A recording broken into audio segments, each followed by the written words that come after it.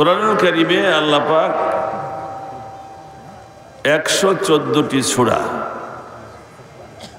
6666 খানা আয়াতে কারিমা ৮৬,০০০ শব্দ ৩.৫ লক্ষাধিক অক্ষর এইটা আল্লাহ পাক নাজিল করেছেন। পৃথিবীর অন্য কোনো ধর্মগ্রন্থ মুখস্থ করা যায় না। আপনি বেদের হাফেজ পাবেন না।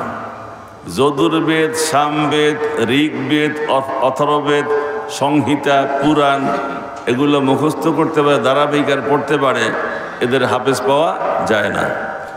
ইনজিল কিতাবের হাফেজ নাই, তাওরাত কিতাবের হাফেজ নাই, কিন্তু কোরআনুল কারীমের হাফেজ আছে। হাফেজ মানে কি? সংরক্ষণকারী। সুবহানাল্লাহ কোন? সূরা ফাতিহা থেকে নাস পর্যন্ত এটা মুখস্থ করতে পারে। আমি এর ফজিলত সম্পর্কে কয়েকটি কথা বলতে চাই, যাতে আপনারা ছেলেপেলেকে আরও মাদ্রাসায় বেশি করে দিয়ে মাদ্রাসা ভরপুর করে দেন। নিজে পড়তে পারেন নাই মাদ্রাসায়, ছেলেকে দিতে পারেন নাই, নাতি তো আছে, নাতিকে দেন। কি বলেন? পারবেন না? আগে ফজিলত শোনেন। আল্লাহ বলছেন কোরআনে, ইন্না নাহনু নাযালনা যিকরা, নিশ্চয়ই আমি নাজিল করেছি এই জিকির। এই জিকির মানে কোরআন। কোরআনের ৫৫টি নাম আছে, তার মধ্যে এক নাম জিকির, এক নাম কালামুল্লাহ, এক নাম কিতাবুল্লাহ, এক নাম হুদা, এক নাম নূর, এরকম ৫৫টা নাম। এখানে বলছেন জিকির, ইন্না নাহনু নাযালনা যিকরা, নিশ্চয় আমি এই জিকির মার্কা কোরআনকে নাজিল করেছি। ওয়া ইন্না লাহু লাহাফিজুন, আর হেফাজত করার দায়িত্ব আমি আল্লাহর। পৃথিবীর মানচিত্র থেকে, পৃথিবীর বুক থেকে যদি কোনো মহাপরাশক্তি এই কোরআনকে উচ্ছেদ করার চেষ্টা করে, পারবে না। যেহেতু সংরক্ষণ করার দায়িত্ব নিছেন কে? আল্লাহ রাব্বুল আলামিন। কিভাবে? ফেরাউন যখন খোদাই দাবি করেছিল, তখন ইব্রাহিমী শরিয়াতের 50 খানা আসমানি সহিফা ছিল, সমস্ত সহিফাগুলো পড়াইয়া ছারখার করে দিয়েছে। আলেম ছিল, 30,000 আলেমকে হত্যা করেছে ফেরাউন। এটা সম্ভব হয়েছে, কিন্তু বাংলাদেশ থেকে বা বর্তমান গোটা বিশ্ব থেকে কোরআনকে সরানো যাবে না। সব কপিগুলো পড়ায় দেবেন, হবে কি? 4 কোটি হাফেজে কোরআন পৃথিবীর বুকে আছে এখন। কয় কোটি?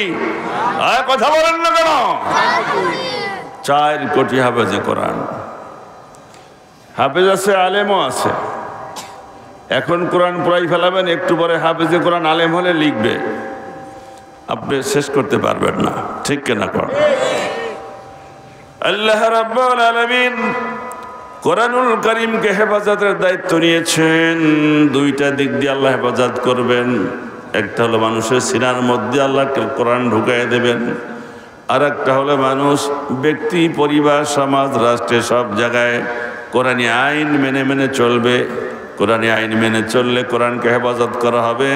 কোরআনুল কারীম তেলাওয়াত করে মুখস্থ করে কলবের মধ্যে রাখলে কোরআন হেফাজত হবে। চিৎকার দিয়া করেন সুবহানাল্লাহ। ব্যক্তি জীবনে কোরআন মানা সহজ নয় যদি রাষ্ট্র কোরআনের না হয়। কারণ বলবো, জনসভা হয় না বাংলাদেশে? হয়। জোহরের নামাজের সময় নামাজ হয় না, আসরের সময় বক্তৃতায় এমন পাওয়ার, আশেপাশের মসজিদের নামাজ নষ্ট। কথা বলেন। মাগরিবের নামাজ পড়ে না, মিটিং শেষ, জনতা যাওয়ার স্রোত, ওই স্রোতে মাগরিব গেছে। একটা জনসভায় 3 ওয়াক্ত নামাজ খতম। যদি ইসলামিক রাষ্ট্র থাকে, জনসভা চলবে, আজানের সময় আজান দিবে, নামাজের বিরতি হবে, আবার পরে শুরু হবে। This is Islamic countries rule. এটা ইসলামী রাষ্ট্রের নিয়ম। এটা আর অন ইসলামিক রাষ্ট্র যদি হয় আর মুসলমান থাকে তাহলে সেই মুসলমানে টাইমলি নামাজ পড়ে নেয় না। সেজন্য কোরআন যদি আপনি ব্যক্তি জীবনেও মানতে চান, মনে করেন প্রধানমন্ত্রী আসলো, 50,000 লোক হলো আমাদের কলেজ মাঠে, এই 50,000 লোক সবাই কি বেনামাজি? কিন্তু প্রধানমন্ত্রীর কথা শোনার জন্য কোন কথাটা আবার ছুটে যাবে, ওই দিন জোহরের নামাজ উনি পড়তে পারেন নাই, আসরের নামাজও পড়তে পারেন নাই। আল্লাহর মুয়াজ্জিন ডাক দিয়েছে, কিন্তু আল্লাহর মুয়াজ্জিনের ডাকের চেয়ে প্রধানমন্ত্রীর বক্তৃতার দাম ওনার কাছে বেশি, সেই জন্য নামাজ পড়তে পারে না। আরে ভাই, নামাজ পড়ুন কি, যে লোক হয়েছিল মাঝখানে বইছি, উঠে যাইতে পারলাম না, তখন উনি উঠে যাইতে পারলেন না। আল্লাহর মুয়াজ্জিনের ডাক ওনার কাছে গৌণ, মুখ্য হলো প্রধানমন্ত্রীর বক্তৃতা। কথা বোঝা যায়? সমস্যা না তো? সেজন্য কোরআনুল কারীম দিয়ে রাষ্ট্র গঠন করলে সেই রাষ্ট্রে ব্যক্তি জীবনে কোরআন মানা সহজ, পারিবারিক জীবনে কোরআন মানা সহজ, সামাজিক জীবনে কোরআন মানা সহজ, রাষ্ট্রীয় জীবনে কোরআন মানা সহজ। সব জায়গায় মানুষ কোরআন মানবে, ইচ্ছা করলেই কোরআন বিরোধী কাজ করতে পারবে না। What is the difference between Islamic country and non-Muslim country? মুসলিম অমুসলিম রাষ্ট্রের মধ্যে পার্থক্যটা কি? পার্থক্য হলো, ইসলামী রাষ্ট্র হলে ইসলামী আইন কায়েম থাকলে ইচ্ছা করলেই কোরআন বিরোধী কাজ করা যাবে না, ঠিক কিনা কোন? জেনা করলে সঙ্গে সার, চুরি করলে হাত কাটা, মদ খাইলে 80 ব্যাত। কথা বলছেন? ইচ্ছা থাকলেও অন্যের সাথে জড়াতে পারবে না কোরআনী আইন চালু থাকলে। আর কোরআনী আইন চালু না থাকলে ইচ্ছা করলেই ফরজ রক্ষা করতে পারবে না। পর্দা করা কি? কথা বলেন। পর্দা করা ফরজ। এখন যদি কোনো অফিসে যান, অফিসে সব কি পুরুষ না মহিলাও আছে? আপনি চরমানের পীর সাহেব হন আর খলিফা হন, মুফতি হন আর মুফাসসির হন, মহিলার টেবিলে কাজ থাকলে ওনার মাথায় কাপড় থাক আর না থাক, আপনাকে সামনে বসে কাজ করাই আনতে হবে, ঠিক কিনা বলেন? তার দিক তাকাতে হবে। সেজন্য কোরআনী আইন কায়েম না থাকলে আপনি ইচ্ছা করলেই সেখানে কোরআন শরীফ মেনে চলতে পারবেন না। আর কোরআনী আইন চালু থাকলে ইচ্ছা করলেই কোরআনের খেলাফ চলতে পারবেন না। এই জন্যই তো নবীরা রসুলরা জীবন দিয়া আল্লাহর জমিনে আল্লাহর আইন কায়েম করেছেন। আমাদের নবীর 2টা দাঁত পড়ে গিয়েছে। আমাদের নবীকে তায়েফের ময়দানে 3 জায়গায় পাথর মেরে বেহুশ করে ফেলেছে। এখনো রসুলের গায়ের রক্ত আর রক্ত মাখানো তেনা টুকরো কাপড় আজও পাহাড়ের উপরে আছে, স্বচক্ষে দেখে এসেছে। আল্লাহু আকবার। 1400 বছর ধরে বৃষ্টি হয়, ওই রক্ত মাখা ওই পাথরটুকুন ধুইয়া যায় না। আমার বন্ধুগণ, তাহলে কোরআনকে সংরক্ষণ করতে হবে 2 ভাবে। একটা হলো প্রতিষ্ঠার মাধ্যমে আমলের জিন্দেগিতে কোরআনকে সংরক্ষণ করতে হবে, আর একটা হলো কোরআনুল কারীমকে মুখস্থ করার মাধ্যমে কোরআন সংরক্ষণ করতে হবে। যারা কোরআন শরীফ মুখস্থ করে সংরক্ষণ করে তাদের দামটা কি দেখুন। কোরআন সংরক্ষণের ব্যাপারে আল্লাহ বলেছেন, বাল হুয়া কুরআনুম মাজিদুন ফি লাউহিম মাহফুজ। চিৎকার দিয়া কোন সুবহানাল্লাহ।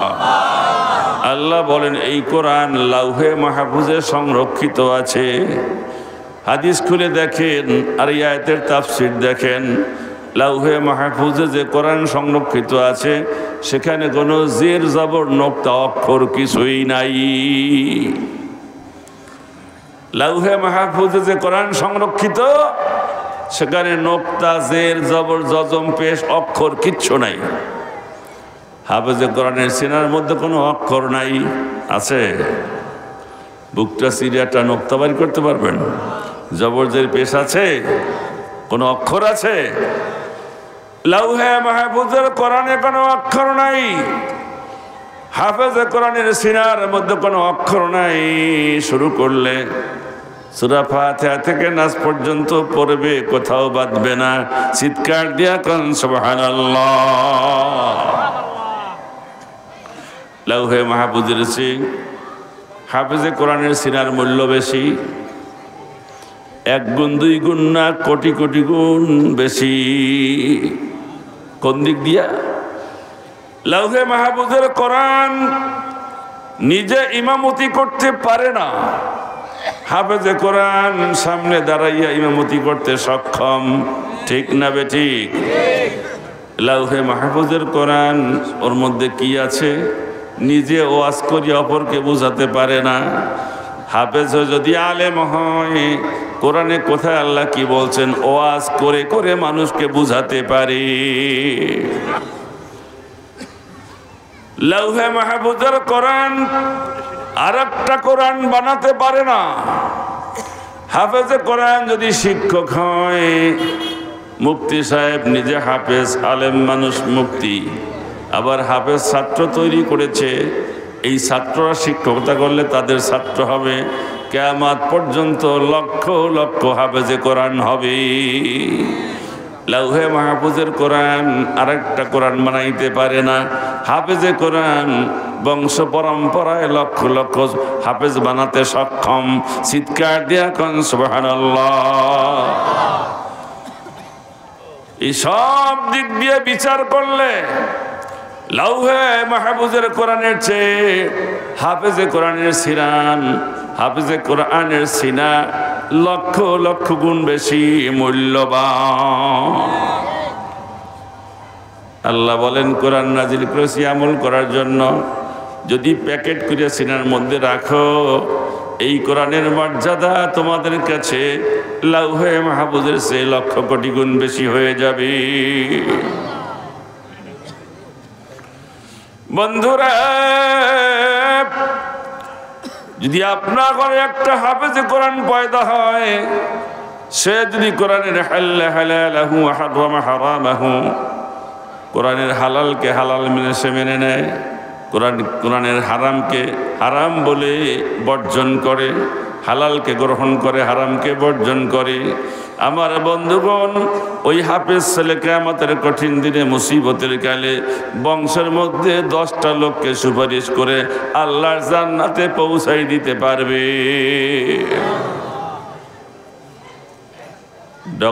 ডক্টরের ডিগ্রি করলো আপনার নাতি বা ছেলে, কয়জন নেবে বেচতে? নিজে যাইবে কিনা তাও তো জানে না। ঠিক কিনা কন? রাসূলের হাদিস, হক্কানি হাফেজে কোরআন বংশের মধ্যে 10 জন লোককে সুপারিশ করে আল্লাহর জান্নাতে নিতে সক্ষম। সে যদি আলেম হয়, হাফেজ হইল আলেম হয়, আলেম হইলে 70 জন, হাফেজে কোরআনের জন্য 10 জন, 80 জন লোককে বংশের মধ্যে আত্মীয় স্বজনের মধ্যে কিয়ামতের কঠিন দিনে মুসিবতের কালে সুপারিশ করার জন্য আল্লাহর পক্ষ থেকে সুযোগ পেয়ে যাবে। হাফেজি পড়াইতে রাজি আছেন ছেলেকে? কথা বলেন, রাজি আছেন? আপনারা মনে করবেন কোরআনে হাফেজ হলে ভাত খেবে কেমনে, তাই না? হাফেজ তাকরিমের নাম শুনছেন? তাকরিম ইরানে ফার্স্ট হয়ে আসছে, সৌদি আরব ফার্স্ট হয়ে আছে, 2টা প্রতিযোগিতায় 1 কোটি টাকার বেশি পাইছে। এখন পর্যন্ত নাক চাপ দিলে দুধ পড়ে। ঠিক কিনা কোন? কোরআন শরীফ পড়লে হাফেজ হলে ভাত পাওয়া যায় না। আরে ভাত পাবো কেন? ভাত তো আমরা খাই না, আমরা খাই কোরমা পোলাও, মুরগির রান, চুনাপুটি কেউ খাওয়ায় না, আমাকে ভাত খাওয়ায় না মানুষ। দাওয়াত দিয়া মোরগের মাথা, মুরগির রান হুজুরে বাইসে বাইসেই খাওয়ায়। ডেলি একটা করে দাওয়াত খেলে আপনারা কি খান কিনা? আপনারা যারা কিনা খান ওটা আল্লাহ মাত্রকে কোরআনের কারণে মাগ না খাওয়ায়। সেই জন্য নাতিকে মাদ্রাসায় দেবেন, ছেলেকে দিতে পারেন নাই, নাতির দাদা হন, হাফেজে কোরআনের দাদা হন, বয়স থাকলে হাফেজে কোরআনের বাবা হন। কিয়ামতের কঠিন দিনে মুসিবতের কালে হাদিস শরীফে আসছে মাথার নিকটে সূর্য হবে, জমিটা তামার হয়ে যাবে। এ পুরানো ওয়াজ সবাই জানেন, একটু স্মরণ করাই দিচ্ছি। বেঈমান কাফেরদের মগজগুলো টকবক করে ফুটে ফুটে নাকার কান দিয়ে গলে গলে পড়তে থাকবে। কাঁদতে কাঁদতে চোখের পানি শেষ হয়ে চোখ থেকে রক্ত ঝরা শুরু হবে, চোখের মণি বক্ষ পর্যন্ত ঝুলে যাবে, পিপাসার চোটে জিহ্বা খানা নাভিস্থল পর্যন্ত ঝুলে পড়বে। ক্ষুধার জ্বালা সহ্য করতে না পেরে বন্ধু নিজের ডান হাতের বাহু পর্যন্ত খেয়ে ফেলবে, আবার বাম হাতের বাহু পর্যন্ত খেয়ে ফেলবে। জীবন যাবে না, জীবন যাবে না, জান আর সহজ যাইবে না, শুধু আযাব আর আযাব। আল্লাহ বলেন লা ইয়ামুতু ফিহা ওয়া লা ইয়াহইয়া।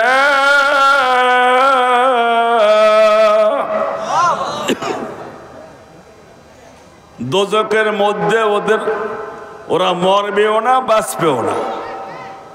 লা ইয়ামুতু ফিহা, যারা গুনাহগার তা তো যাবে দোজখে, তো সেই জাহান্নামের মধ্যে বাঁচবেও না, মরবেও না।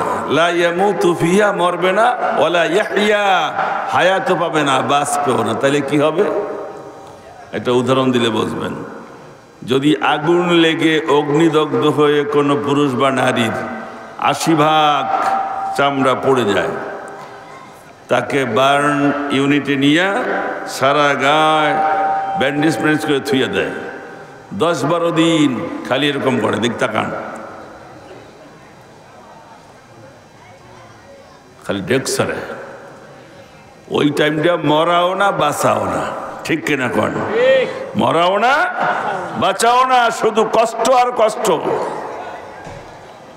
জাহান্নামের মধ্যে মানুষ মরবেও না, বাঁচবেও না, শুধু কষ্ট করবে আর করবে। হাসরের ময়দানে ওই ব্যক্তির অবস্থা অনেক খারাপ হয়ে যাবে। চিৎকার দিয়ে বলবে, আল্লাহ বিচার কার্য শুরু করুন। আল্লাহ রাব্বুল আলামিন এই করুণ ডাকের সাড়া দেবেন ৩০,০০০ বছর পরে, ততদিন তার শাস্তি হতেই থাকবে। চিৎকার দিয়া কন্যা নাউজুবিল্লাহ। এই সময় দেখা যাবে এক ধরনের নারী, এক ধরনের পুরুষ, তাদের মাথায় একটা টুপি থাকবে, টুপিটা আলোকিত হবে। টুপিটা এমন নূরের টুপি, আলোর টুপি, আল্লাহ পাকের স্পেশাল আলোর টুপি। এই টুপিতে হাসরের ময়দান আশেপাশে আলোকিত হয়ে যাবে। পাপীরা প্রশ্ন করবে, এরা কারা? আমরা তো সমস্যার মধ্যে পড়ে আছি, তবে এরা কারা? আল্লাহর পক্ষ থেকে জবাব আসবে, এরা কারা জানো? যারা ছেলেদেরকে মাদ্রাসায় পড়াইছে, হাফিজি পড়াইছে, আল্লাহর কালামখানা সংরক্ষণ করাইছে সিনার মধ্যে, এরপরে বড় আলেম হয়েছে, সমাজের মধ্যে কোরআনের দাওয়াত দিয়েছে, জুমার দিনে খুতবা দিয়েছে, তাফসির করে করে মানুষকে বুঝাইছে। এরা হলো সেই সমস্ত আলেমের হাফেজের পিতা মাতা। কথাগুলো কিন্তু আমার না, রসুল বলছেন, তাই আমি বলতেছি। আমার 2 ছেলে হাফেজ, 3 ছেলে আলেম, এদিকে জেনারেল সব মাস্টার্স। বলতে পারবে না যে হুজুররা ইংরেজি জানে না। হুজুরের ছেলেপেলে লেখাপড়া শেখে নাই। বরিশাল জেলার মধ্যে শিক্ষিতর কাতারে নাম লেখা গেলে আমার পরিবারটা বাদ দেওয়া যাবে না। ডক্টরও আছে, পিএইচডি ডিগ্রিও আছে। বন্ধুগণ, দুনিয়াবী শিক্ষার আগে আপনার ছেলেকে আল্লাহর কালামখানা শিক্ষা দিতে হবে, ঠিক কিনা বলুন? আল্লাহর কালামের বেসিক জ্ঞান দেওয়ার পরে আপনি যত শিক্ষা দেন ওই ছেলের পদস্খলন হওয়ার কোনো ভয় থাকবে না। তো আল্লাহর কালামটা যদি না শিখাইয়া আগে টেডি পরা শিখান, শার্ট গায়ে দেওয়া শিখান, জিন্সের প্যান্ট পরানো শিখান, দাঁড়ায় দাঁড়ায় প্রস্রাব করার পোশাক পরা শিখান, ওই ছেলে পরবর্তী টাইমে ওকে ইসলামাইজড করতে গেলে ও ইসলাম মানবে না। মাটি যখন কাদা থাকে তা দিয়ে বদনা বানানো যায়, বাসন বানানো যায়, খোরা বানানো যায়, কলস বানানো যায়। মাটি যদি পুরে শক্ত হয় অথবা রৌদ্রের তাপে শক্ত হয়, ওই মাটি দিয়ে কিচ্ছু করা যায় না, যা করবেন ভাঙ্গা যাইতে চাইবে, ঠিক কিনা কন?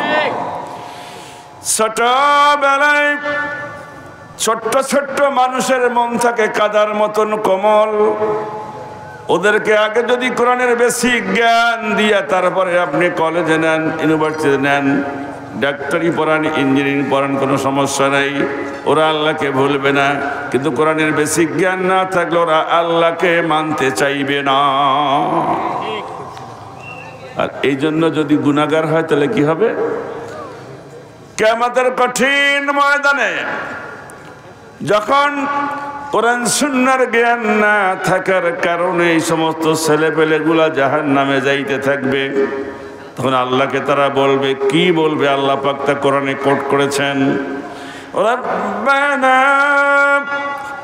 আরিনাল্লাযাইনি আযাল্লানা মিনাল জিন্নি ওয়াল ইনস نجعلهما تحت أقدامنا ليكونا من الأسفلين ربنا ওহে পরওয়ারদিগার আরিনা, আমরা দেখতে চাই, আদাল্লানা, যাদের কারণে আমরা দুনিয়ায় গোমরা হয়েছিলাম। হিসাব করে দেখা যাবে মেয়েগুলো নষ্ট হয়েছে মায়ের কারণে, ছেলেগুলো নষ্ট হয়েছে বাবার কারণে, অথবা ছেলেগুলোকে বাবা শাসন করতে চাইলে মা শাসন করতে দেয় নাই, মা বাবার কারণে ছেলেরা গোমরা হয়ে গেছে। আল্লাহ রাব্বুল আলামিন ওদের ফরিয়াদ অনুযায়ী পিতামাতাকে সামনে হাজির করে দেবেন। পিতামাতাকে ঘাট ধরে চিৎ করে ফেলাইয়া বুকের উপরে জোরে জোরে লাথি মেরে মেরে জাহান্নামে যাবে, চিৎকার দিয়া কন্যা নাউযুবিল্লাহ। যেই সন্তানকে না খাইয়া খাওয়াইছেন, নিজে ছেঁড়া কাপড় পরিয়া টি শার্ট দিয়ে আরো জিন্সের প্যান্ট দিয়ে 4000 টাকার পোশাক দিচ্ছেন, খাতির করবে না একটুও। কোরআনের কথা চিৎ করে ফেলাইয়া তাহতা আকদামিনাল ইয়াকুন, পায়ের তলে ফেলাইয়া জোরে জোরে লাথি মারতে মারতে বলে, এলে আমি শিক্ষা দিছিলি না কেন, ঠেলাটা বস। এইভাবে লাথি মেরে মেরে জাহান্নামে যাবে। নাউযুবিল্লাহ বলবেন না? আমার বন্ধুগণ, সেজন্য বলবো, দুনিয়া আখিরাতে যদি মুক্তি পাইতে চাই, বংশের মধ্যে 2-1টা আলেম থাকা দরকার। আমার বাবাকে মানে মাদ্রাসায় পড়ায় ঠকছে, কি বলেন? আমি ঘরবাড়ি করি নাই, আমি এতিমখানা খুলছি, আমার নামে করি নাই, রসুলের নামে এতিমখানা। আর মহিলা মাদ্রাসা মা খাদিজার নামে 2টা করতে যাই, এখানে ভিক্ষার ঝুলি নিয়ে বেড়াই নাই, নাঠই আসি নেই, চান্সিও যাই নেই, বিল্লগ্র মখরত করি নেই। 60 লক্ষ টাকা আমার মাহাবিল করা সারা জীবনের কামাই আমি মাদ্রাসা করেছি। ছেলেবেলেকে ডেকে বলছি, তোমরা অ্যারাবিক এবং জেনারেল 2টা দিকে সমস্ত শিক্ষার উপরি ধাপ ডিগ্রি অর্জন করেছ। আমি আমার আখিরাতের ঘরটা পাকা করব। এই যে গৌরনদী জায়গা ঢুকাচ্ছে, এটা তোমাদের থাকলো, এখানে বাড়ি ঘর করে নিও, বাকি টুকরা টাকরি জমি যা আছে আব্বার যা পাবো সব দান করে মাদ্রাসা করব। ছেলেরা বললো, উই হ্যাভ নো অবজেকশন, আমাদের আপত্তি নেই, আমরা যা করেন করেন। বলতে পারতো আমাদের লেখাপড়া শেষ, আমরা সব মাস্টার্স, আপনি এত টাকা খরচ করিয়ে বিল্লকেরা মাদ্রাসা করবেন কেন, কি দরকার পড়ছে? বলতে পারতো না, বলে নেই। আল্লাহ শুকরিয়া আদায় করছি আমি, ছেলেগুলো মানুষ হয়েছে। আমার বন্ধুগণ, সেজন্য বলবো, বাড়িতে একটা আলেম বানান। নিজে পারেন নাই, আলেমের বাপ হন। আলেমের বাপ হওয়ারও বয়স নাই, নাতি হয়ে গেছে, নাতিকে পড়ান। আলেমরা না খেয়ে থাকে না, কোনো আলেম না খেয়ে নাই। ক্লাস 7-এ পড়ে, 7-এ তাকরিম, 2টা প্রতিযোগিতায় 1 কোটি টাকা পেয়েছে সেই দেশের গভর্নমেন্ট থেকে। আলহামদুলিল্লাহ বলবেন না? তাকরিম তো আপনার ছেলেও হতে পারতো, ঠিক কিনা বলেন? এই যে বাচ্চা 2টা পড়লো, একটা আমার মোহিত ভাইয়ের ছেলে, আর একটা যে নাম ঘোষণা করলো হুজুরে, কত সুন্দর তেলাওয়াত। কেবল তো সবে মাত্র শুরু, আরও বড় হবে, আরও সুন্দর হবে পড়াশোনা, অনেক ভালো হবে। এই যে ছেলেটা গজল গাইল, কয়দিন বয়স? আপনারা উর্দু যারা জানেন তাদের চোখ দিয়ে পানি পড়ছে, যারা উর্দু জানেন না সুরের মূর্ছনায় আনন্দ লেগেছে। আর যারা উর্দু জানেন তাদের চক্ষু দিয়ে পানি আসার কথা। কি বলছে গজলটার মধ্যে? এরকম একটা ছেলে আপনার হলে লক্ষ লক্ষ লোকের মধ্যে একটা হাম পেশ করলে, একটা নাত পেশ করলে, আমার বন্ধুগণ লক্ষ লক্ষ লোকের কলজা ঠান্ডা হয়ে যাবে। দোয়া করবে, আল্লাহ এই ছেলেটাকে হায়াত দারাজ করো। কথা ঠিক কিনা কন? কোন মায়ের পেট হয়েছে, আল্লাহ সেই মাকে জান্নাত দাও। কোন বাবার ঔরস হয়েছে, আল্লাহ ওই বাবাকে মাফ করে দাও। দোয়া করবে না করবে না? সেই জন্য মাদ্রাসাকে খাড়া রাখেন, মাদ্রাসার বাতি জ্বালান, মাদ্রাসার খোরাক ছাত্র, এলাকার ছাত্র সব মাদ্রাসায় দেন। ঘরে ঘরে মাদ্রাসা হওয়া উচিত।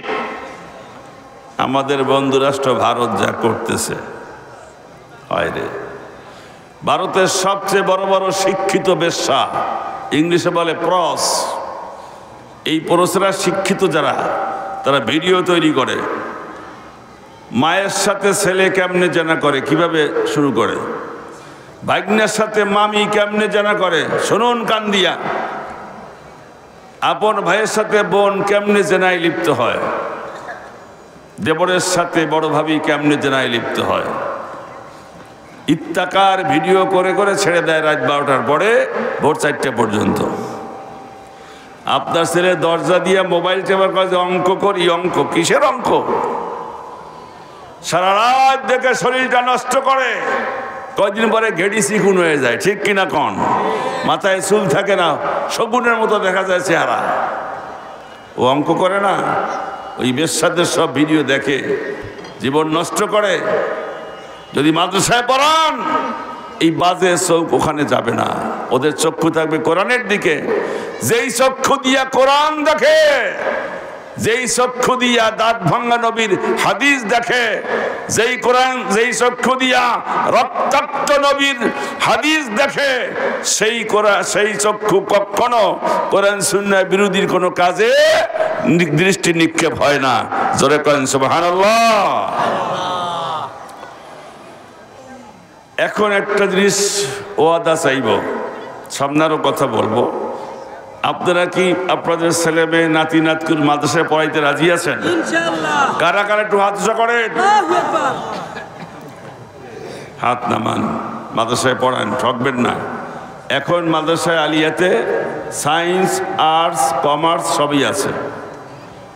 আপনি এসএসসি পাস করবেন, দাখিল পাস করে সায়েন্সে, আপনি ইন্টার পাস করে সায়েন্সে ডাক্তারি পড়াইতে পারবেন। তামিরুল মিল্লাত মাদ্রাসা, বাইতুন নাজাত মাদ্রাসা, আমাদের এই জালকাড়ি মাদ্রাসা, এই মাদ্রাসা থেকে মানে আলেম পাস করে ডাক্তার হচ্ছে, ইঞ্জিনিয়ার হচ্ছে। আল্লাহু আকবার কর। আলেম পর্যন্ত পড়া মানে কি? সরকার আলেম সার্টিফিকেট দেয়। আলেম পাস মানে আলেম, ওই পর্যন্ত বললে সরকার আলেম হিসাবে গণ্য করে। সে আলেম পাস করার পরে বেসিক জ্ঞানটা হয়ে যায় ইসলামের। এরপরে ডাক্তার হোক, ইঞ্জিনিয়ার হোক, ও দাঁড়িয়েও শাসবে না, ও খাড়াইয়াও মতবে না, ও অপরের সম্পদ নষ্ট করবে না, ও পরকীয় প্রেম করে একটা সংসার ধ্বংস করবে না, ও আল্লাহ এবং তার রাসূলের প্রেমে মত্ত হয়ে কোরআন সুন্নাহ ভিত্তিক জীবন যাপন এবং জীবন গঠন করবে। জোরে বলেন সুবহানাল্লাহ। আমার বন্ধুগণ, খুব ভালো করে শুনুন। কিয়ামতের কঠিন দিনে, মুসিবতের কালে যে সমস্ত সন্তানেরা পিতামাতার অবহেলার জন্য ইসলামী জ্ঞান থেকে বিচ্ছিন্ন ছিল, তাদেরকে আল্লাহর হুকুমের সামনে এনে বুকের উপরে জোরে জোরে লাথি মেরে মেরে আল্লাহর জাহান্নামে যাবে। নাউজুবিল্লাহ। এখন দুনিয়া যারা নেতৃত্ব দিয়া মানুষকে ইসলাম বিরোধী কাজ করাচ্ছেন, খেয়াল করুন। ইসলামে বলছে বেপর্দা হারাম। আমাদের দেশে বেপর্দা আছে না নাই? কথা বলেন, আছে? বেপর্দা করে কারা? ফেরেশতারা এসা? নাউজুবিল্লাহ। শয়তানে করে। শয়তান দেখছেন কেউ জীবনে? দেখেন নাই। নামদারি মুসলমান তারা বেপর্দা চালু করে। নারী পুরুষ একসঙ্গে চাকরি করাইতে হবে, নারী পুরুষ একসঙ্গে এনজিওতে খাটাইতে হবে, নারী পুরুষ একসঙ্গে লোন আনতে হবে, কিস্তি শোধ করতে হবে। নারী পুরুষ একসঙ্গে রাস্তার মাটি কাটতে হবে, নারী পুরুষ একসঙ্গে বাজার করতে হবে, দোকানদারি করতে হবে, ব্যাংকে চাকরি দিতে হবে, বিমায় চাকরি দিতে হবে। নারী পুরুষ একসঙ্গে কাঁধে কাঁধ মিলে হাতে হাত মিলিয়ে চলতে হবে। এগুলো তথাকথিত নামধারী মুসলমানরা চালু করে ক্ষমতায় যাইয়া, কথা ঠিক কিনা নেতারা যারা জনগণের নেতৃত্ব দিচ্ছেন, তিনটা কথা বলবো, বেশি না। কিয়ামতের কঠিন দিনে মুসিবতের কালে যখন আল্লাহ রাব্বুল আলামিন পাপী দিগকে জাহান্নামে যেতে বলবেন, আল্লাহ বলবেন, ও জাহান্নামের ফেরেশতারা, ফাহাদুহুম ইলা সিরাতিল জাহিম, ও জাহান্নামের ফেরেশতারা, এদেরকে জাহান্নামের পথ দেখাইয়া দে। তখন তারা বলবে, আল্লাহ একটা কথা বলতে চাই। আল্লাহ বলবেন, কি কথা? মাবুদ, দুনিয়াতে তো বুঝতে পারি নাই, এখন একটু ফরিয়াদ করি। আল্লাহ কয়, কোনো ফরিয়াদে কাজ হবে না। তখন তারা বলবে, রব্বানা আখরিজনা না'মাল সালিহান গায়রাল্লাযী কুন্না না'মাল। রব্বানা, ওহে পরওয়ারদিগার, আখরিজনা না'মাল সালিহা, আমাদেরকে দুনিয়ায় পাঠাই দাও, এবার যাইয়া আমলে চলে নেক আমল করিয়া আসবো। আর আয়াতে আসছে, ফাসাদদাকা ওয়া আকুম মিনাস সাদিকিন ওয়া আকুম মিনাস সালিহিন, এবার দুনিয়ায় যাইয়া সত্যবাদী হয়ে যাব, নেক আমল করব। আগে তো দোজক দেখি নাই, বেহেশত দেখি নাই, তোমাকেও দেখি নাই, হাসর নাসর দেখি নাই, হাসরের ময়দান দেখি নাই, এখন তো সব নিজ চোখে দেখে গেলাম আল্লাহ। এবার দুনিয়ায় পাঠাইয়া দিলে মিথ্যা কথা বলবো না, কারো ক্ষতি করব না, নেক আমল বেশি বেশি করে আসব। আল্লাহ কি পাঠাই দিবেন? আল্লাহ কি বলবেন তাও শুনুন। এদের আরজির কাছে আল্লাহ পাক বলবেন, আওয়ালাম নুআম্মিরকুম মা ইয়াতাযাক্কারু ফীহি ওয়া জাআকুমুন নাযীর। ও আমার বান্দারা, আমি কি তোমাদের সময় দিয়েছিলাম না? দুনিয়াতে লম্বা একটা টাইম তোমাদেরকে দিয়েছিলাম, 60 বছর, 70 বছর, 50 বছর, 40 বছর হায়াতের জিন্দেগি দিয়েছিলাম। ইচ্ছা করলে তখন নেকের কাজ করতে পারতা, সুযোগ পেয়ে যখন করো নাই, আজকে তোমাদেরকে ছাড় দেওয়া হবে না, একটা মুহূর্ত সময় দেওয়া হবে না। আনিসুল হক আমাকে আইন মন্ত্রী, উনি আর সালমান এফ রহমান পালানো দিছিল। পুলিশে ওই সালমান এফ রহমান দরবেশ নাম ছিল, দাড়ি দুড়ি বড় ছিল, সাদা দাড়ি, তো উনি পলাইতে দিয়ে দাড়ি ছাড়ছে, পুলিশে দেখেছে রে নাই, ধরছে আনিসুল হকরে। আনিসুল হক চিন্তা করছে, আমি একলা লটকে যাবো কেন, কারণ আমার একলাই ধরবেন। ওই যারা একজন আছে, ওই কেটা সালমান এফ রহমান, ওইটা ছিল সিন্ডিকেটের দাড়ি, বড় ব্যবসায়ী তো, সিন্ডিকেট করিয়া কৃত্রিম কায়দায় পণ্যের মাল দাম বাড়াইতো। ব্যাংক থেকে, 2টা ব্যাংক থেকে 96,000 কোটি টাকা নিজে নিছে, লোন নিছে। এই ব্যাংকের টাকা আসে কোত্থেকে? আপনি আমি টাকা রাখি, মাথার ঘাম পায়ে ফেলানো টাকা ব্যাংকে রাখি, সরকার ওই টাকা দেয় বড় বড় ব্যবসায়ীদেরকে, ব্যবসায়ীর একটা পার্সেন্টেজ ব্যাংকে জমা দেয়, সেই টাকা আপনার আমার মধ্যে বন্টন করা হয়, আপনার আমার টাকা দিয়ে ব্যবসা হয়, এই ব্যবসার টাকা। কিন্তু সরকারি কোনো দল করলে ওনার ঋণ খেলাপি, ওনার টাকা দেয় না, 2-5 বছর না দেয়, শেষ করে তোমাদের এই লভ্যাংশ মাফ করে দিলাম, সুদ মাফ করলাম, তোমার আসল টাকাটা দাও। মাঝখান দিয়ে আপনি আমি ফাঁকিতে পড়ি, কথা বুঝতে পেরেছেন? মানুষকে ফাঁকি দেওয়ার জন্য দাঁড়িয়ে রেখেছে, যেই দাড়ি সিন্ডিকেট করার জন্য, ব্যাংক লুট করার জন্য, ওই দাড়ি সাজতে সময় লাগে না, ঠিক কিনা? রসুলের মহব্বতে যারা দাড়ি রাখে, জীবন গেলেও দাড়ি সাজবে না, ঠিক না বে ঠিক? আমার বন্ধুগণ ধরা পড়ছে, কয় যে ওই যে সালমান এফ রহমান ধরছে তারে, আপনি সালমান? কয় যে হয়। মাথা শুনে কয় হয়। দাড়ি কই? পুলিশ জিজ্ঞেস করছে দাড়ি কাটলেন কেন? কয় শোনেন শোনেন, জান বাঁচান ফরজ। কত বড় মুক্তি দেখছেন? দাড়ি রাখা সুন্নাত আর জান বাঁচানো ফরজ, সেই জন্য সুন্নাত কাটিয়া জীবন বাঁচাইতে চেষ্টা করছিলাম।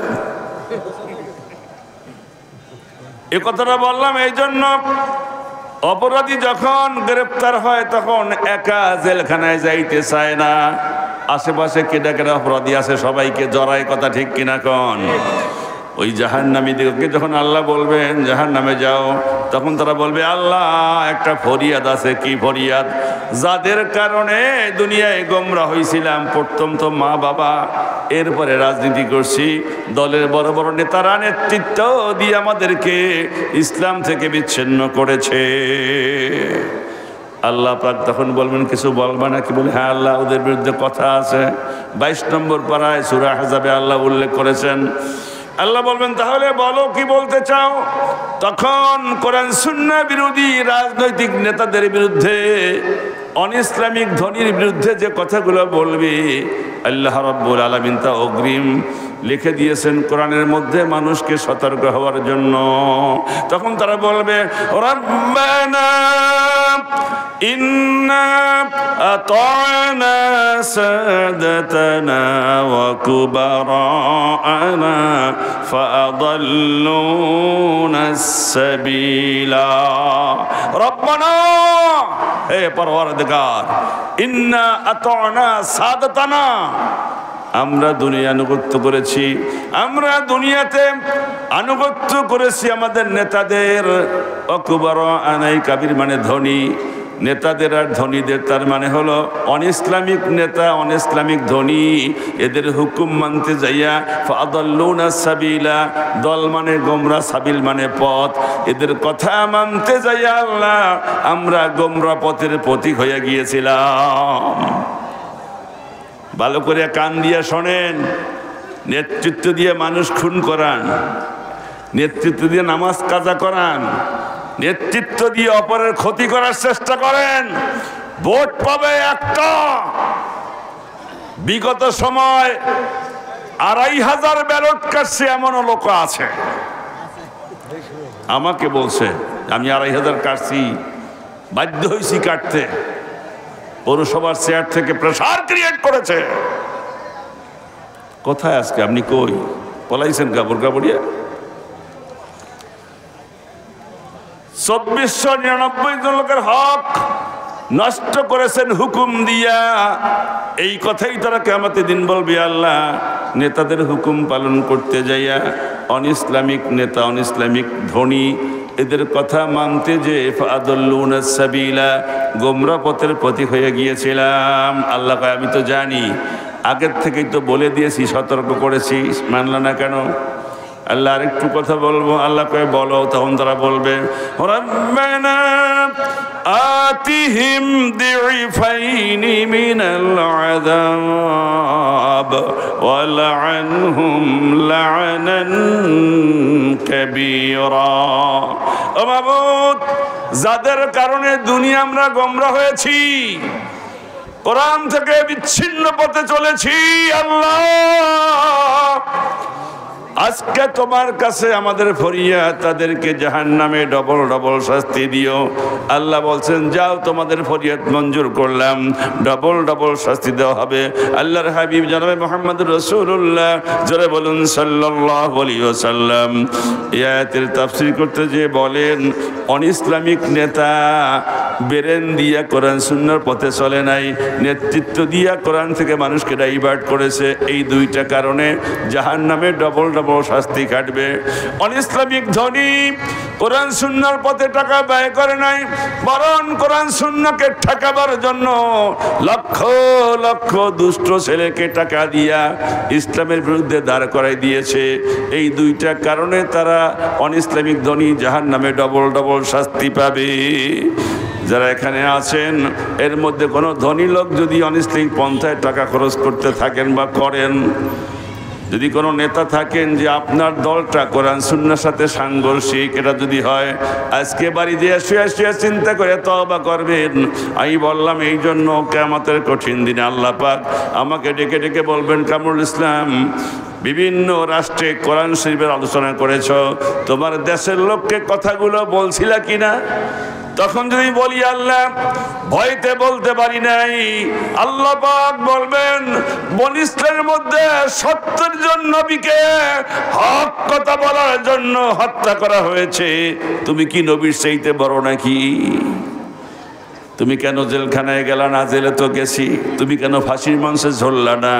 হক কথা বললে তুমি তো আমার আজকে জান্নাত পেয়ে যাইতা। জোরে কান সুবহানাল্লাহ।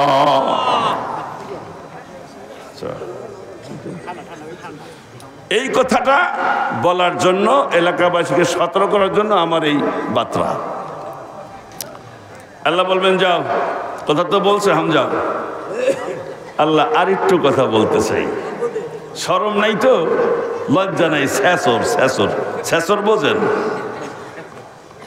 থানায় যদি কোনো আসামি ধরা পড়ে, পাশার পরে 2টা বাড়ি মারলে স্যার স্যার স্যার একটু বড় স্যার আরেকটা কথা কই, মানে প্রিজন ভ্যানে উঠতেই চায় না। শেষরা ও জানে যে থানায় তো গুতা দেবে ঠিক মতন।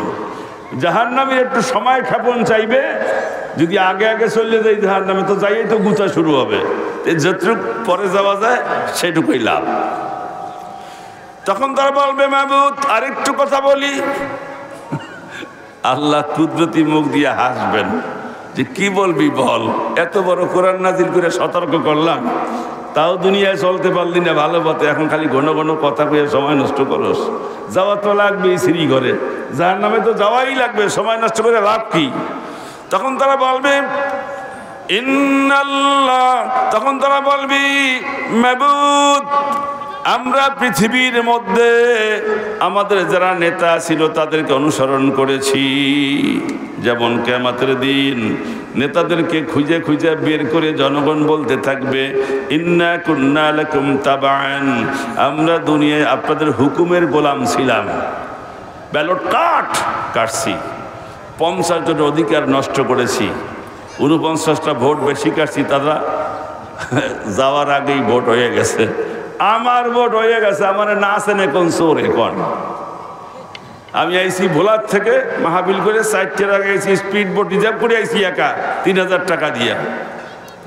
4টার সময় ঢুকতেছি, কয় হুজুর চলে দেন। কে হয়ে গেছে? এলে আমারটাও গেছে। কয় হয়? বলে খোদা রে, এই দেশের মধ্যে সূর্য কোন দিক দিয়ে ওঠে আল্লাহ জানে, মনে হয় পশ্চিম দিক দিয়ে ওঠে, উল্টা। হুজুর চলে যান। 3000 টাকা গেল পাও, 300 টাকা দিয়ে আইতে পারতাম, সেখানে 3000 টাকা একটা ভোটের জন্য। যাক, আল্লাহ যা করে।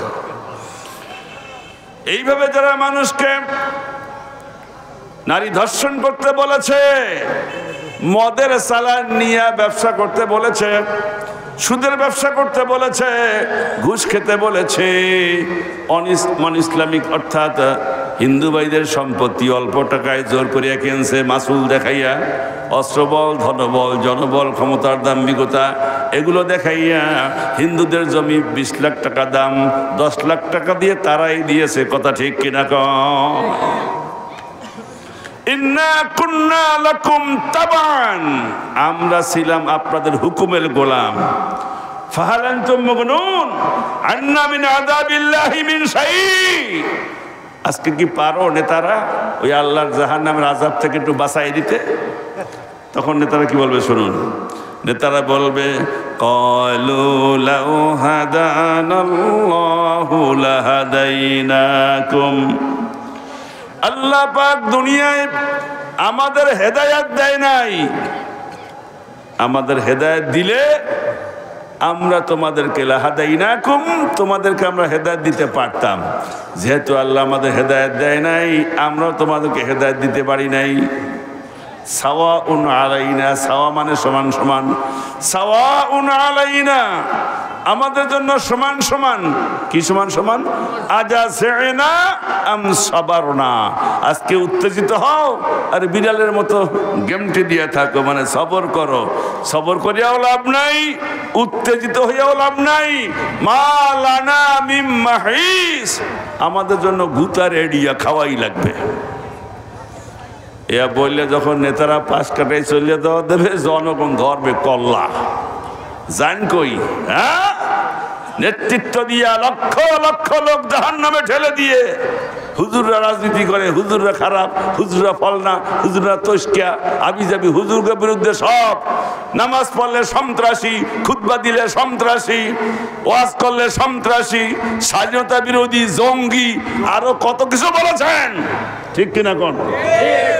এগুলো বলেছেন নামাজি লোকদেরকে, ইমামদেরকে, খতিবদেরকে, আলেমদেরকে, মুফাসসিরদেরকে, মুফতিদেরকে, এগুলো বলেছেন। আর আমাদেরকে লেলাই দিছেন তাদের বিরুদ্ধে আন্দোলন করার জন্য, তাদের বিরুদ্ধে অ্যাকশন নেওয়ার জন্য। তখন তারা কি বলবে দেখেন, এই কল্লা সার দিলেন, কল্লা সারিয়া দিলে তারা কি বলবে? ইন্নাল্লাহা ওয়া'দাকুম ওয়া'দাল হক, আল্লাহ যে ওয়াদা করেছিলেন সে ওয়াদা সত্য। আল্লাহ বলেছিলেন কোরআন সুন্নাহ ভিত্তিক জীবনযাপন করলে, কোরআন সুন্নাহ ভিত্তিক চললে, জীবন গঠন করলে ভেস্তে যাওয়া যাবে। ওই তাকায় দেখো দুনিয়ায় যারা একটু কষ্ট সহ্য করিয়া কোরআন সুন্নাহ ভিত্তিক জীবনযাপন করেছে, তাকায় দেখো দলে দলে আল্লাহর জান্নাতে প্রবেশ করতেছে।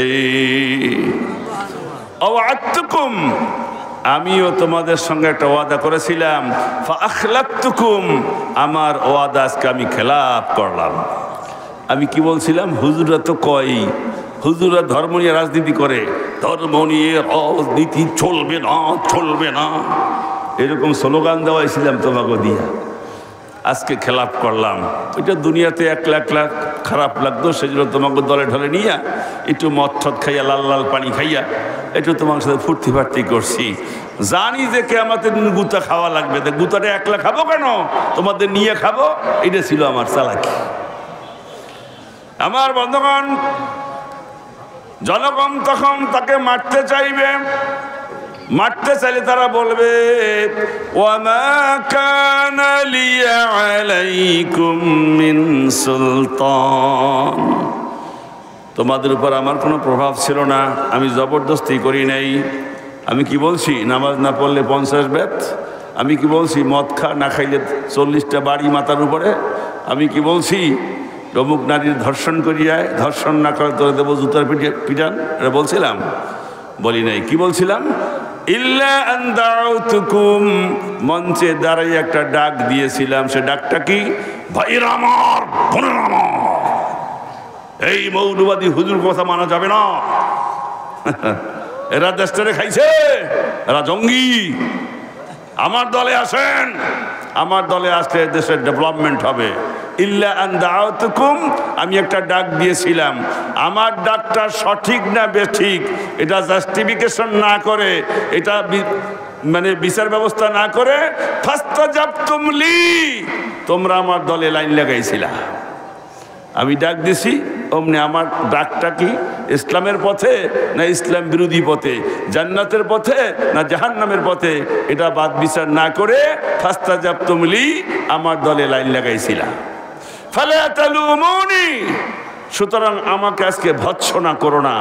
অলুমু আনফুসাকুম, তোমাদের ভুলের জন্য তোমাদের নিজের কপালে ঘা মারো, ঘা মারো কপালে। এবারে বলবে শোনো, দুনিয়াতে একসঙ্গে যখন গুনার কাজ করেছি, ফুর্তি ফার্তি করেছি, আজকে আর দূরে থেকে লাভ কি? চলো যাই একসাথে জাহান্নামের আগুন ভোগ করি। আল্লাহ রাব্বুল আলামিন তখন বলবেন ফেরেশতারা, শুনলে তো, আর কথা বলার সুযোগ নেই, জায়গাও নাই, এখন দোজখের মধ্যে দিয়ে বলার সঙ্গে সঙ্গে ওয়াসিকাল্লাযীনা কাফারু ইলা জাহান্নামা যুমারা, বলার সঙ্গে সঙ্গে দোজখের ফেরেশতারা ওই সমস্ত পাপীদিগকে ধাক্কাইয়া ধাক্কাইয়া আল্লাহর জাহান্নামে ছেড়ে দেবে। চিৎকার দিয়া কান্না, নাউযুবিল্লাহ। আপনি নেতৃত্ব দিচ্ছেন কিসের? বিচার করবেন আজকে শুয়া শুয়া। আপনি যেই দলটা করেন সেখানে পোস্ট কোয়ার্টার জায়েজ না হারাম? বেপর্দা জায়েজ না হারাম? নারী পুরুষ একসঙ্গে চাকরি করা হালাল না হারাম? আল্লাহ কি বলছে, আপনি কি করতেছেন? বাড়ি দিয়ে শুয়ে শুয়ে চিন্তা করেন। চিন্তা করার পর আপনার বিবেককে প্রশ্ন করেন। আপনার বিবেক যদি বলে না এটা অন্যায়, তওবা করে চলে আসেন। আল্লাহ রাব্বুল আলামিন কিয়ামত পর্যন্ত তওবার দরজা খোলা রাখবেন। আল্লাহ বলেন, বান্দা যদি বসতে পারে, তাফসীরকারকদের তাফসীর শুনবে, হাদিস শুনবে, কোরআন শুনবে, খতিবদের খুতবা শুনবে, ওয়াইজদের ওয়াজ শুনবে, শোনার পরে যদি নিজের জীবনের সঙ্গে মিলিয়ে দেখে আমি যে কাজ করেছি 14 আনা কোরআন বিরোধী করেছি, হাদিস বিরোধী করেছি, সঙ্গে সঙ্গে বান্দা যদি তওবা করে, আমি আল্লাহ তওবা কবুল করে তার জীবনের গুনাহ রাশি মাফ করে দেব।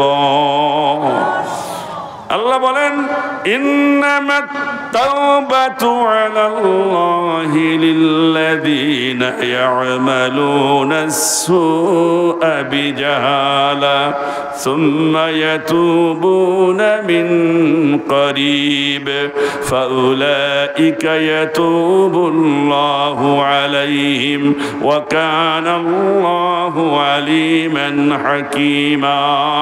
আল্লাহ বলেন, তাদের তওবা আল্লাহর কাছে গ্রহণযোগ্য।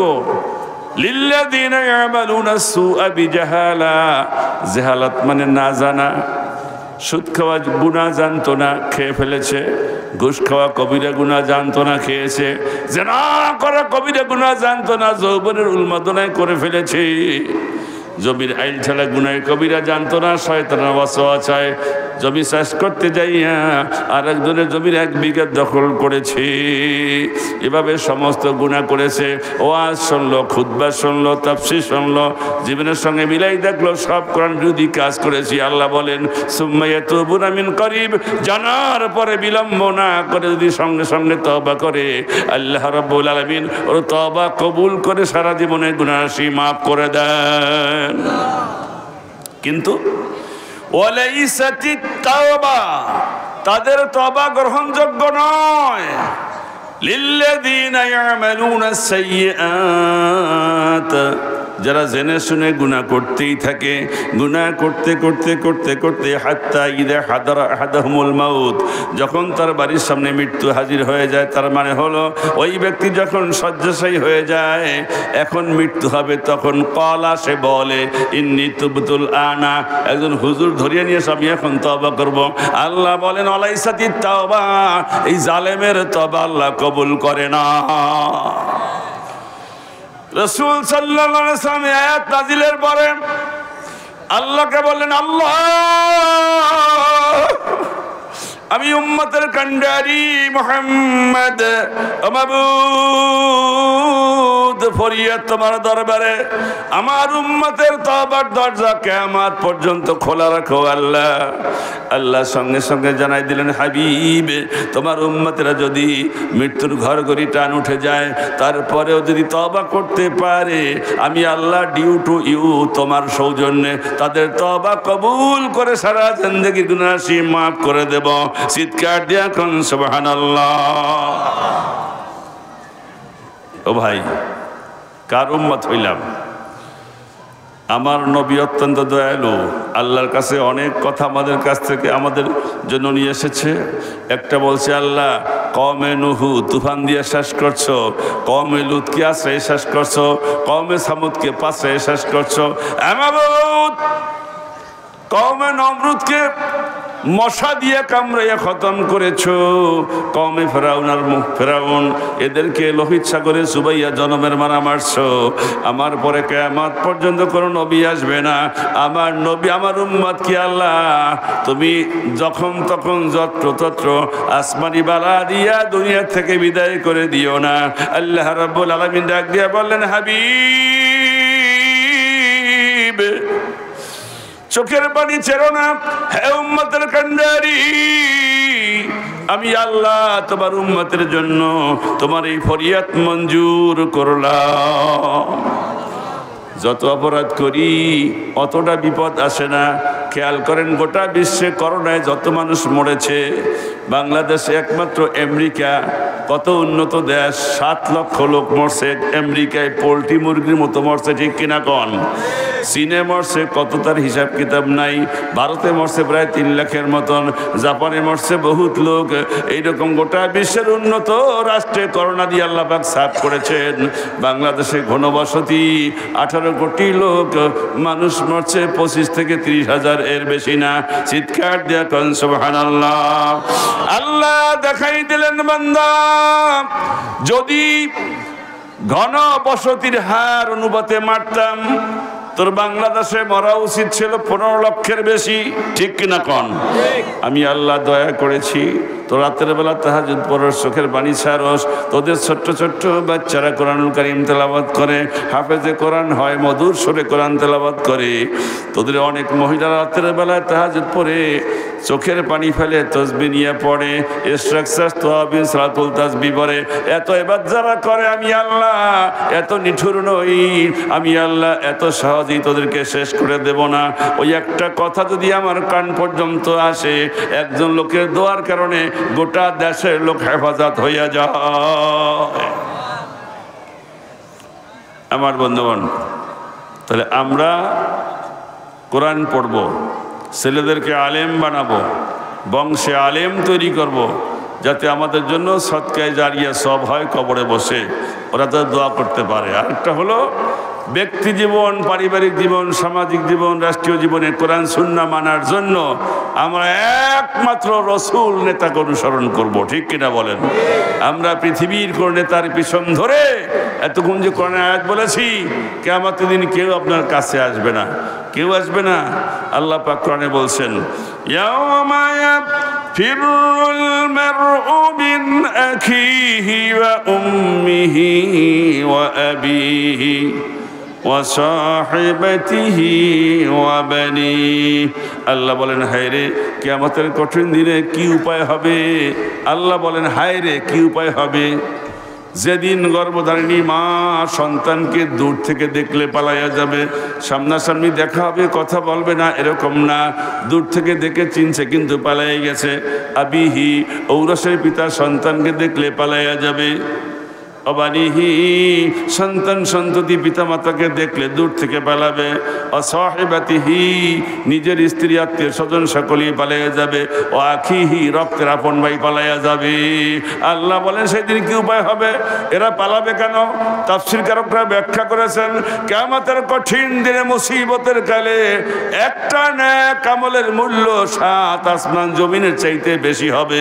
চিৎকার দিয়া কোন সুবহানাল্লাহ। যদি আমার সঙ্গে দেখা হয়, একটা ন্যাক যদি চাইয়া বসে, তাহলে কি করব? সেজন্য দূর থেকে পালাই যাবে, কেউ কাউকে ন্যাক দেবে না। অন্যত্র আল্লাহ বলেছেন, ওয়াত্তাকু ইয়াওমান লা তাজসি নাফসুন আন নাফসিন শাইআ ওয়া লা ইউকবালু মিনহা শাফাআ ওয়া লা ইউখাযু মিনহা আদলুন ওয়া লা হুম ইউনসারুন। ওয়াত্তাকু ইয়াওম, ভয় করো সেই কিয়ামতের কঠিন ময়দানকে। লা তাজসি, যেদিন কোনো উপকারে আসবে না। নাফসুন আর নাফসিন শাইআ, এক ব্যক্তি আর এক ব্যক্তি কোনো উপকারে আসবে না। ওয়ালা ইউকবালু মিনহা শাফাআ, কারো পক্ষে কারো সুপারিশ কবুল করা হবে না। ওয়ালা ইউখাযু মিনহা আদলুন, কারো পক্ষে কারো পারিশ্রমিক গ্রহণ করে ছেড়ে দেওয়া হবে না। ওয়ালা হুম ইউনসারুন, সেদিন কেউ কাউকে উপকার বা সাহায্য করতেও পারবে না। একটা কথা বলে শেষ করি, কেমনে বলেন নবীকে, নবীর আনুগত্য কেন করব না? মেরাজে যেয়ে কাঁদলেন, ভূমিষ্ঠ হওয়ার পর উম্মতের জন্য কাঁদলেন।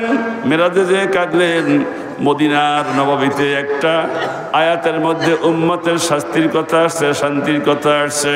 সারা রাত একটা আয়াত তেলাওয়াত করেছেন উম্মতের কান্ডারি। আয়াতটা হলো, ইন তুআযিবহুম ফাইন্নাহুম ইবাদুক। ও মাবুদ, যদি তাদেরকে শাস্তি দাও, তারা তো তোমারই বান্দা।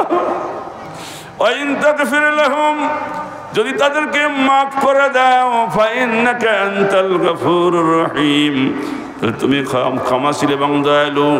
এই আয়াতের মধ্যে উম্মতের শাস্তির কথা আসছে, মাফ করার কথা আছে।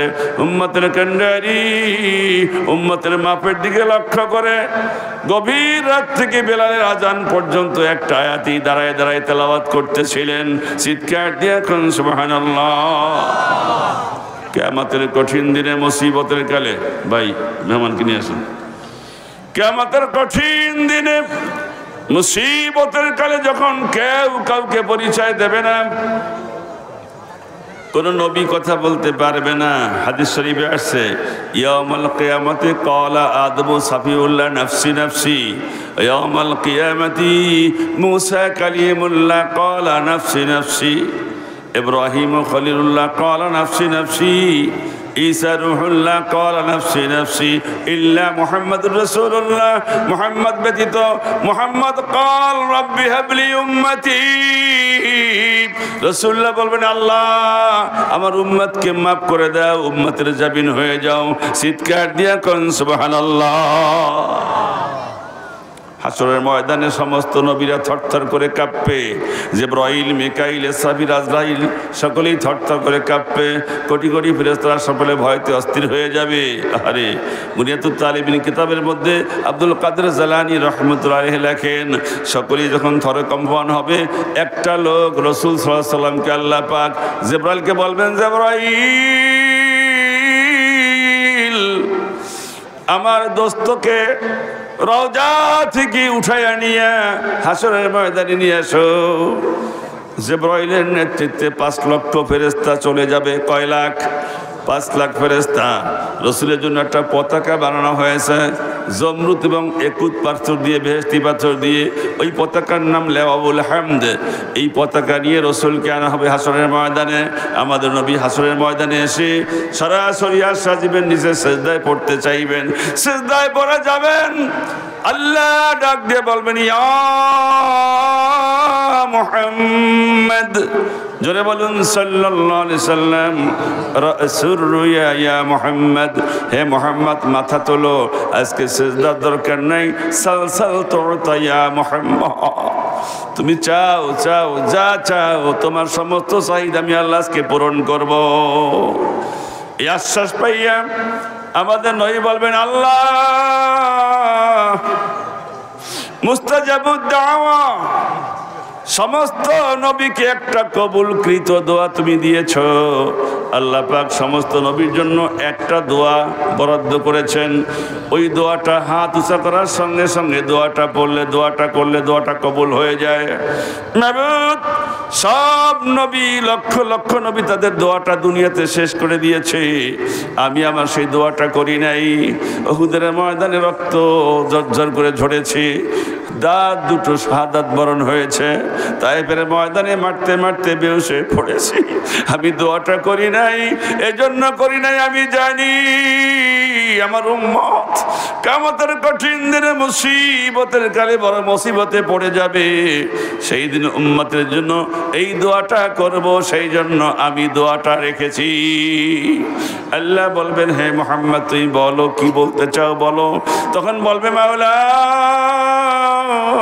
আমার উম্মতের জামিন হয়ে যাও, আমার উম্মতকে মাফ করে দাও। ইয়া মুহাম্মদ সাল্লাল্লাহু আলাইহি সাল্লাম, আল্লাহ বলবেন, সাল সাল, চাও চাও তুতা, যা চাও তাই কবুল করব। রাসূল তখন এই দোয়া করতে থাকবেন, আল্লাহ আমার উম্মতকে জাহান্নামে নিও না। গায়েবী আওয়াজ আসবে, হে মুহাম্মদ তোমার একটা উম্মত তোমার কাছে জিজ্ঞাসা না করে জাহান্নামে ছেড়ে দেব না। কিছু কিছু লোক যে বলবে, হুজুর ওই যে সলিমউদ্দিন যে সাপুরের সুপারিশ করেছেন, আমি তো কলিমউদ্দিন, আমি আপনার বাড়ির দ্বারের লোক, আমার সুপারিশ করেন। রাসূলুল্লাহ চেহারা দিক তাকাইয়ে বলবেন, সহকান সহকান লিমান গায়রা মিন বাদি, দূর হয়ে যাও দূর হয়ে যাও, আমি আমার উম্মতের কোনো নমুনা তোমার মধ্যে দেখতে পাই না। তার মানে হলো ও ছিল কাট্টাবে নমাজি। মা আয়েশা সিদ্দিকা জিজ্ঞেস করেন, ইয়া রাসূলুল্লাহ কোটি কোটি লোকের মধ্যে আপনার উম্মতকে আপনি কেমনে চিনবেন? আল্লাহর হাবিব বলেন, আয়েশা রে, যদি লক্ষ লক্ষ উট থাকে আর একটা উটের মাথায় সাদা দাগ থাকে অথবা রক্তিম, সাদার মধ্যে রক্তিম লাল কালার থাকে, ওইটা কি বাইসা আনতে কষ্ট হয় না? কি বলছে না? কষ্ট হয় না, সহজেই চেনা যাবে। রাসূল বলেন, আয়েশা, কিয়ামতের কঠিন দিনে আদম থেকে কিয়ামত পর্যন্ত যত লোক এসেছিল দুনিয়ায় সকলেই উঠবে। আমি তখন দেখব উম্মত কোথায় খোঁজ করব, এমন উম্মতকে চিনব ওযুর জায়গাগুলো নূরের মতো চমকাইতে থাকবে। যারা অজু করে 5 ওয়াক্ত নামাজ পড়েছে, অজুর অঙ্গগুলো চমকাবে, এগুলো দেখে দেখে আমার উম্মতকে আমি সাইড করে নেব। চিৎকার দিয়া কোন সুবহানাল্লাহ। নামাজ বাদ দেব না, রাজি আছি? নামাজ কাজা করব না, রাজি আছি? যেই লোকের অন্তর মসজিদের সঙ্গে নাই, ওই অন্তরটা মুর্দা। ওই অন্তর দিয়ে সুদ খাওয়া যায়, ঘুষ খাওয়া যায়, জেনা করা যায়, মিথ্যা বলা যায়, মানুষ খুন করা যায়, মানুষ গুম করা যায়, ওই অন্তর দিয়ে সব করা যায়। কথা ঠিক কিনা বলেন? আর যেই ব্যক্তি জানে ফজরের নামাজ পড়েছি, জোহর পর্যন্ত আকাম তুকাম কিছু করলে আল্লাহর কাছে হাজিরা দেওয়া লাগবে, জোহরে লজ্জা পাবো না, অন্যায় করা যাবে না, জোহর থেকে আসর পর্যন্ত কোনো অন্যায় করা যাবে না, করলে আল্লাহর কাছে দাঁড়াইতে হবে, আসর থেকে মাগরিব পর্যন্ত কোনো অন্যায় করব না, করলে আল্লাহর কাছে হিসাব দিতে হবে, মাগরিব থেকে এশা পর্যন্ত অন্যায় কাজে যাব না, অন্যায় কাজে গেলে এশার নামাজে হাজিরা দেওয়া লাগবে, এশা থেকে ফজর পর্যন্ত কোনো অন্যায় করব না, যদি করি ফজরের সময় আল্লাহর দরবারে দাঁড়াই আমাকে হিসাব প্লেস করতে হবে। এই জন্য নামাজি লোকেরা যারা 5 ওয়াক্ত নামাজ জামাতের সঙ্গে পড়ে, এমন লোকেরা আল্লাহর ভয়তে, আল্লাহর শরমে তারা গুনার কাজ করতে পারে না। চিৎকার দিয়া কোন সুবহানাল্লাহ।